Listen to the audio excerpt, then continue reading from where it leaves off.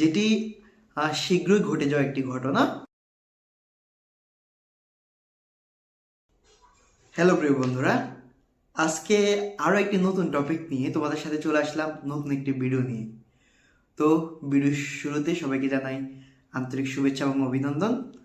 তো আজকে আমি খুব ইন্টারেস্টিং একটি বিষয় নিয়ে কথা বলতে চাচ্ছিলাম, সেটি অবশ্যই তোমরা থাম্বনেল দেখে বুঝতে পেরেছো। তো এর প্রথম যেই বিষয়টা সেটা হচ্ছে অকটেন, এবং অকটেন নিয়ে একটি গল্প বলতে চাচ্ছিলাম, যেটি শীঘ্রই ঘটে যাওয়া একটি ঘটনা।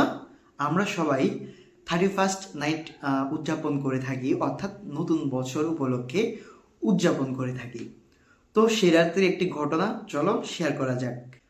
তো আমার তিনজন বন্ধু ছিল, ফয়সাল, নূরেন এবং নাফিজ। তো ফয়সালদের বাসা ছয়তলার একটি বাসা, এবং ছয়তলার ছাদেই ওরা প্ল্যানিং করছিল যে 31st নাইটের যে প্রোগ্রাম সেটি তারা ওইখানে সেলিব্রেট করবে।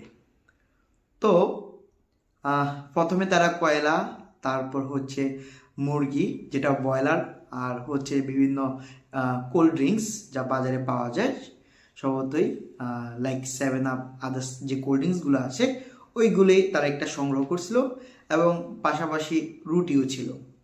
তো তারা মুরগিগুলো পুড়িয়ে যে গ্রিল তৈরি করা হয় সেটা তৈরি করার জন্য, অথবা তোমরা চিকেন ফ্রাই ধরে নিতে পারো, ঝাল চিকেন ফ্রাই, সেটা করার জন্য তারা কয়লা নিয়ে আসছিল।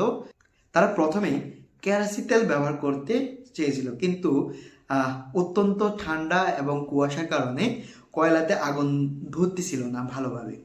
তো তারা কি করলো, যেহেতু কেরাসিন থেকে পেট্রোলটা অকটেনটা আরেকটু ধার্য বা তীব্র, তাই তারা ঠিক করলো যে অকটেন ঢেলে কয়লা আগুন ধরাবে।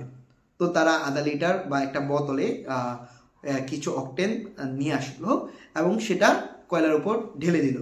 তো ঢেলে দেওয়াতে কি হলো, আগুনটা ধাও ধাও করে ধরা শুরু করলো, যেহেতু অকটেন অত্যন্ত একটি ধার্য পদার্থ। তো তখন কি হলো, কয়লার আগুন ধরতেছিল, তখন বোতলে আরো কিছু অকটেন বাকি ছিল। তো নূরেন তখন চাইলো যে বাকি যে অকটেনটা সেটা ওই যে কয়লায় ঢেলে দিতে। তো যখনই সে বোতলটা অকটেনের আগুনের উপর ধরলো, তখনই বোতল থেকে যে অকটেনটা নিচে পড়তেছিল সেটা পুরোটা এসে বোতলের মধ্যে ধরে গেল, এবং একটা পুরো বাষ্পের মতো একটা দুর্ঘটনা সেখানে হঠাৎই ঘটে গেল। তখন নূরে সেটাকে দূরে মেলা মারলো এবং তার হাতে আগুন ধরে গেল। তো সে এটাকে কোনো রকম নিভালো, এবং দূরে যে অকটেনটা পড়ছে সেটা কিন্তু তীব্রভাবে জ্বলতেছিল। তো তখন নাপিস কি করলো, আগুনটা নিভানোর চেষ্টা করলো। তাতে কি ঘটলো, সাথে সাথে একটা বিস্ফোরণ ঘটলো, এবং নাপিসের সমস্ত শরীর পুড়ে গেল। তার পায়ে থেকে তার প্রচন্ড আগুনের তীব্র হওয়ার কারণে তার পায়ের মাংসগুলো খসে খসে পড়তে শুরু করলো। খুবই মারাত্মক একটি দুঃখজনক ঘটনা। আর ফয়সাল তো অজ্ঞান হয়ে গেল এগুলো দেখে। তো পরবর্তীতে নূরেন তাকে বাঁচালো এখান থেকে, যেভাবে হোক তার বিভিন্ন বুদ্ধি খাটিয়ে। এবং পরবর্তীতে পুরো যেই আমরা সাধারণত জানি যে ছাদে টাঙ্কি থাকে এবং প্লাস্টিকের পাইপ থাকে, ওই পাইপের পুরোটাতে আগুন ধরে যায়, এবং টাঙ্কির যে জল, টাঙ্কি আগুনে পুড়ে টাঙ্কির যে জলটা সেটা দিয়ে সমস্ত আগুনটা পরবর্তীতে একটা নিয়ন্ত্রণে আসে।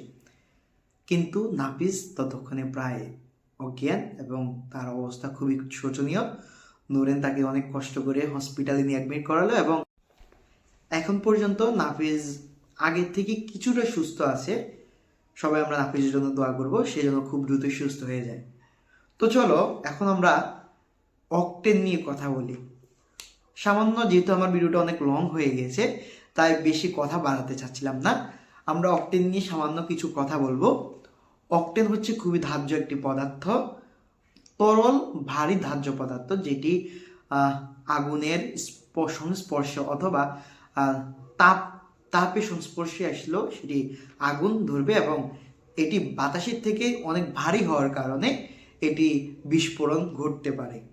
তাই বন্ধুরা, আমরা অকটেন ব্যবহারের ক্ষেত্রে খুবই সতর্ক থাকব। এবং আমরা জানি যে বাইক কিংবা যে অন্যান্য তেলের গাড়ি বা যানবাহন যেগুলোতে তেল ব্যবহার করে সেখানে অকটেন ব্যবহার করা হয়, পেট্রোল পাম্প, এগুলো থেকে আমরা সর্বদাই একটা দূরত্ব বজায় চলবো এবং ব্যবহারের ক্ষেত্রে আমরা খুবই সাবধানতা অবলম্বন করব। তো আমার আজকে মেসেজ এটুকুই, অকটেনের এই ভয়াবহ তোমাদের সাথে শেয়ার করা। তো তোমরা যারা যারা আমার চ্যানেলে অথবা আমার পেজে নতুন, অবশ্যই আমার পেজটি লাইক এবং চ্যানেলটি সাবস্ক্রাইব করতে ভুলবে না, এবং ভিডিওটি ভালো লাগলে অবশ্যই একটি লাইক এবং তোমার বন্ধুদের কাছে অকটেনের সতর্কতা শেয়ার করতে অবশ্যই ভুলবে না। তো বন্ধুরা, আজকে এই পর্যন্তই, সবাইকে